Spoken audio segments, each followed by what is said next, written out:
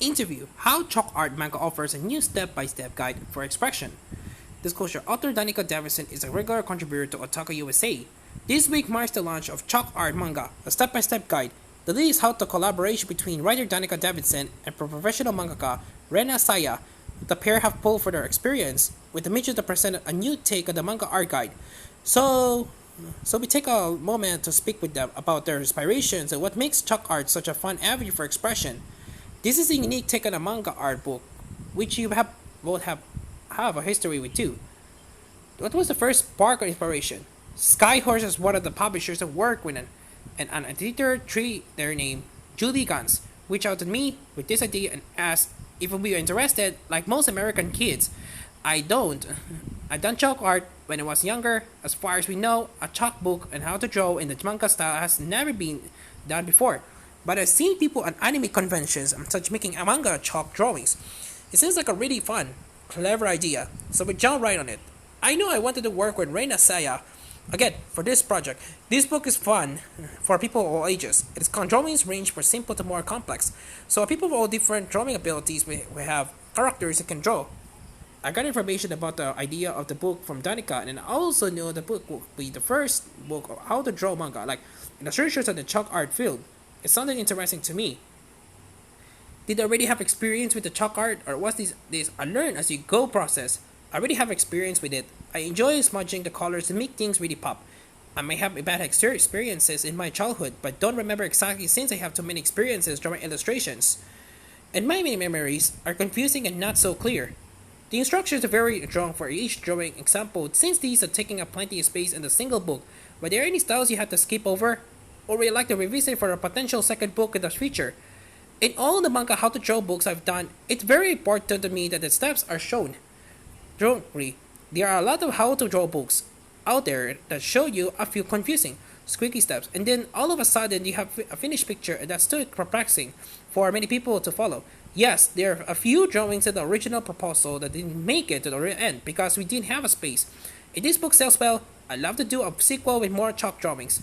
We once planning a fighting boy and a robot, but we found the top two pages to be included in the book, so they might be able to be put on the next book. As for other characters, perhaps we should consider what kind of characters would be welcomed by readers. From monsters to chibi characters, what are your favorite manga style subjects that draw with chalk?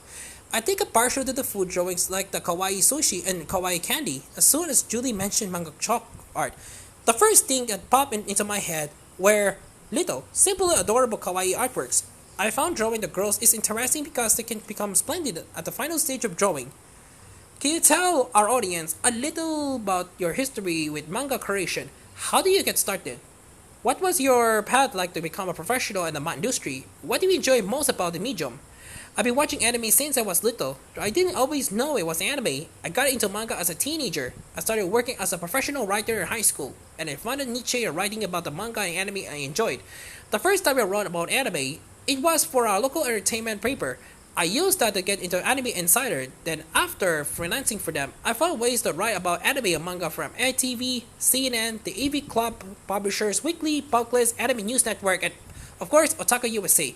It was based on all my manga and anime writing that Skyhorse first reached out to me a few years ago to do the book manga art for beginners. That's become a bestseller. Its sequel is being a relaunch in July as manga art for everyone, and that's also illustrated by Rena. I love many of the aesthetics in anime and manga, and there's a creative freedom to a lot of titles. Manga and anime tend to look at things with different perspectives of angles.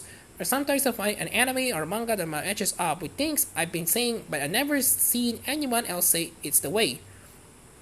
I was a big fan of manga when I was small, but eventually I became a designer of clothes. However, when I once helped one of my colleges who was drawing manga as a hobby, I tried to publish her self-publishing manga book for the first time. I found drawing manga is far more interesting than designing clothes, so after practicing creating manga a lot, I created manga to submit to a manga prize held by a publisher. Finally, I won the prize and made my debut at the publisher, since they've been a professional manga author. What manga and creators are your main artistic influences? Do you have any series you'd like to recommend as essential reading? I lean more towards shoujo in my reading, but I read plenty of shonen too. It's hard to pick essential reading because everyone's tastes are different. My favorite manga is The Sand of Darkness, which I should say is the best manga ever. but I click with its aesthetics, characters, and story. I also really appreciate Death Note, Osamu Tezuka, Junji Ito, Kaori Yuki, Toko Miyagi, etc. With more recent manga, I think Spike's Family is a lot of fun. A manga author like mine creates both stories and illustrations. As for story creation, I will say I'm influenced by Osamu Tezuka, who is called the god of manga, and Suzu Miyoichi, who is famous for her glass mask. It might be better to say I admire them. As for my drawings, I don't know specific ones, since I think mine are influenced by so many manga artists and manga authors. As essential reading, I recommend Phoenix by Osamu Tezuka and Glass Mask by Suzu Miyoichi. Now, the Reddit said it. Phoenix is pretty essential reading.